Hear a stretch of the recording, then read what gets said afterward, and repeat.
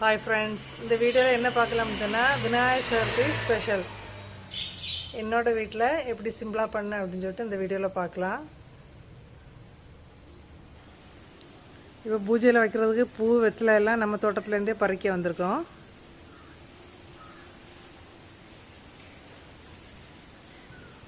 இப்போ வாசல்லேருந்தே எல்லா இடமும் கோலம் போட்டுட்டு முடிச்சாச்சு. வாசல் தெளிக்கும் போது எப்போவுமே சாணி கரைச்சி தொளிங்க, அப்படி இல்லைன்னா கொஞ்சமாக மஞ்சப்பொடி போட்டு தொளிச்சு கோலம் போடுங்க. வெறுமனே தண்ணி தொளிச்சு கோலம் போடக்கூடாது. நான் கொஞ்சமாக மஞ்சப்பொடி தான் போட்டு கலக்கி தொளிச்சிருக்கேன். இப்போ வாசல்லையுமே சிம்பிளாக கோலம் போட்டு முடிச்சாச்சு.